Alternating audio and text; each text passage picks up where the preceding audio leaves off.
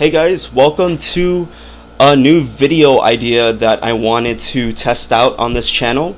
From my last video, I explained that I wanted to steer this channel in a new direction, something that I'm more passionate about.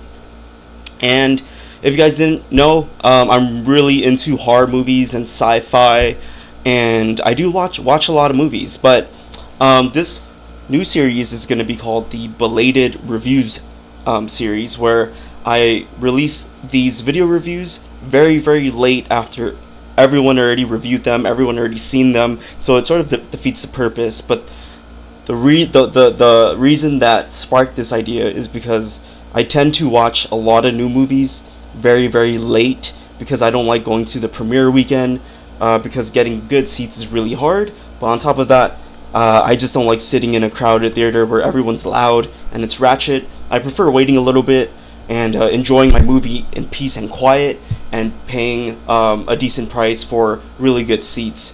So that's the reason for this movie series. But that's the reason for this video series. But let's get on to the belated review for Alien Romulus. So let's get to it. So first, I'm gonna list the many things I like about it, and then I'm gonna go over some things I don't like and give a verdict at the end. So the first thing that I really liked about this movie, that stood out to me immediately as the movie starts, is the amazing practical and special effects. Just the opening scene of the movie just kicked off the vibe of the entire movie within the first few seconds, and everyone was just so engaged. And I think during the first minute, you're in for something special. This isn't just like a normal horror movie that they're going to churn out for the summer or whatever. This is something that was made with passion, and you could definitely see it. For example, look at the images that you see on the screen. These are all practical effects. A lot of talent went into building the set design, and this comes off on screen because when you use CGI, you can really tell that it feels a lot cheaper. But throughout this whole movie, I felt like everything was tangible.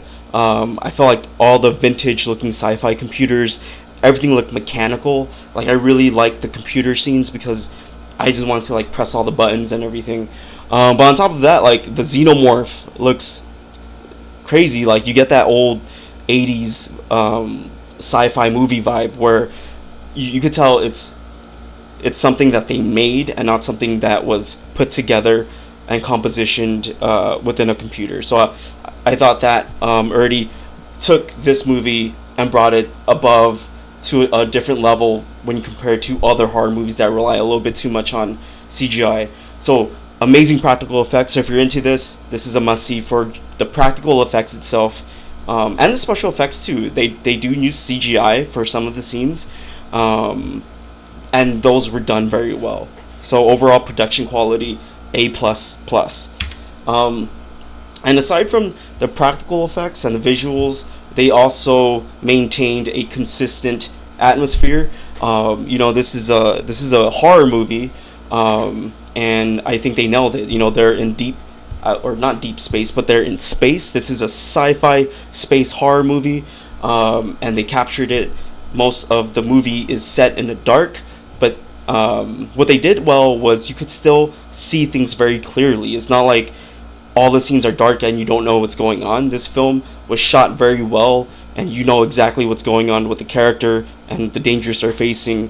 And just even in the dark scenes, the set and the design stand out, and everything looks really good. Just visually, it looks really good, and you feel like you're in space and you're trapped in the spaceship and your life is in danger. So I think the combination of capturing the horror aspect and the atmosphere, along with the practical and visual effects. We're not even diving into the story yet. Let's just assume the story is shit, right? This movie, up until points 1 and 2 that I just mentioned, would already be really would already make this film a decent film to watch. Even if the story sucked, I would even go just to look at the visuals, because I think that's how good it is. On to number 3. Now we're going to talk about the story. This is my opinion. I know some people didn't like the story, but for me, I thought what was important was that the story was easy to follow, and that I wouldn't get bored or too lost throughout this movie. Because let's be honest, it's been a while since the last Alien movie came out, and the lore got a little crazy at the end. The last two ones that came out like 2017, 2018. This movie is going back to the original roots of 1 and 2, and a lot of the audience that are going to see this movie is going to be the newer generation of people, and they might have not watched the original two, and if they did, they might not have grown up with the characters and watched every single Alien movie. So it was important for this movie, I think, to have a pretty easy a story to follow and new characters to get attached to, and I think they did a pretty good job in establishing these new characters and just having a really simple storyline. Like, this is what they're trying to do, this is what's happening, and this is the overarching story. And I think they fit that in pretty well, considering the craziness of the Alien lore. So I thought that was pretty good. Number 4, at the end of the day, this is a horror movie, and without the core elements of a horror movie, this movie wouldn't be as good. But I think they did a good enough job in having horror elements, and they had a few jump scares that actually got me in this movie because it caught me off guard. But I thought it was pretty good.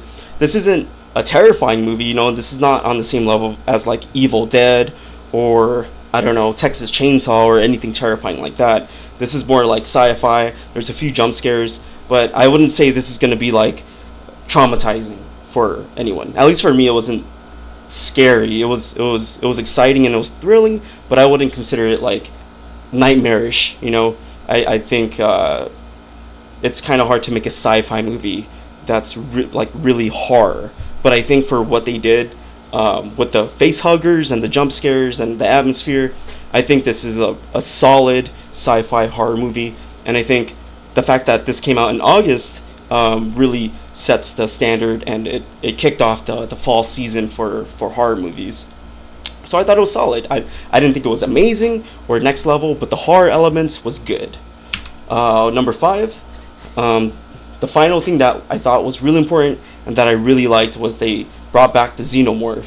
They didn't bring back a new or better version. They literally took the original xenomorph design from the first few movies, and they just made a new practical suit or whatever and put it on screen, and I think they did it justice. This is the purpose of this movie was to pay like homage to the legacy of Alien 1 and 2, and not veer off too much, not ruin the legacy of Alien, but rather revive it so they could keep making more and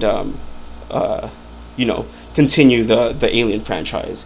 And you get what I'm saying. They brought back the xenomorph. It looks good. They stuck to the model, and that's a solid thing for this movie.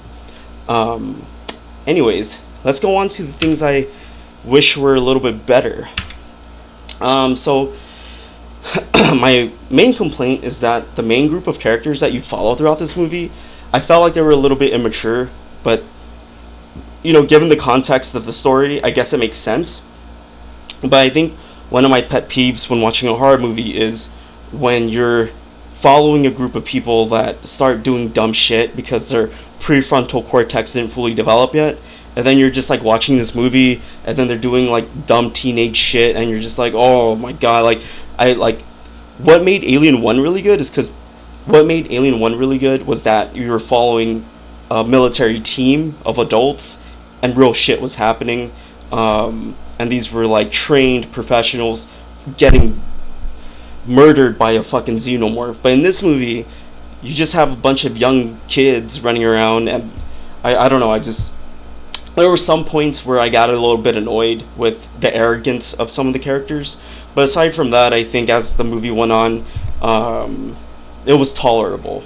But I would say that some of these characters, they were just a little bit too annoying, and I don't know, maybe it was just me, but I feel like I really appreciate when a horror movie has mature characters, because that makes it even more scary, because when you have main characters that are smart, they're working together, they're not arrogant, and they're still getting fucked up, that's when you know it's really bad. But when you just have teens being dumb, it's like, you kind of hope some of them die. But that's just my pet peeve. I do understand the context of the story and the setup. It kind of justifies how the characters act. So that's my first criticism. And then I have one more. There is a slight spoiler in the next slide. So if you haven't already seen it, don't watch the next slide. Just close away. But if you don't care, I'm going to click the next slide now. So my other complaint was that the xenomorphs, because there's more than one, they didn't seem that dangerous as the past movies. In Alien 1, what made it crazy was that there was this one highly intelligent xenomorph hunting down everyone, and it was almost impossible to kill. But then in this movie, which is sort of my complaint with Alien 2, Aliens, is that they have weapons and it seems so easy to kill.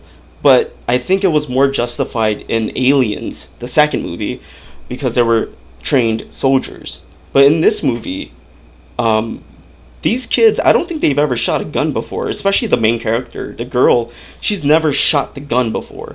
They had like a 1-minute training session where there was a scene where they're like, okay, this is the pulse rifle or whatever. This is how you hold it. It has auto aim, and you pull the trigger, and that's it. And then there's one scene where the main character picks up the rifle. There's a tunnel full of xenomorphs everywhere, and she just blindly aims it. This thing has auto aim, like a fucking aimbot on it. And she just pulls the trigger, and she kills like 30 xenomorphs in one scene. And I think that one scene kind of made the sense of danger a lot less, because it's like, you did all that damage with this one weapon. Like, if you guys all had these rifles, you guys would just run around as gods and just be blasting xenomorphs left and right. So I felt like that one aspect of the gun, this overpowered gun, kind of ruined the sense of danger and horror that the xenomorphs could have had if they didn't have the gun. So in a way, I think the gun kind of ruined it. The gun itself is cool. I like the design, but I think within the story, the gun decreased the sense of vulnerability. It made them sort of a little too powerful. But that's my only two complaints, is that some of the characters were arrogant and this rifle was overpowered as shit. Other than that, I think this is a really solid film. So my final verdict is going to be a 9 out of 10, worthy of an IMAX ticket, because that's where I saw it. So yeah, this is my first Belated review, one of many. I'm gonna watch Beetlejuice next, a bunch of other horror movies. I might do some Netflix originals. I'm watching Terminator right now. But yeah, if you like this review, please subscribe, give me some feedback, leave a comment. What did you think about Alien Romulus? Did you like it? Were you disappointed? Was it overhyped? Let me know your thoughts. But anyways,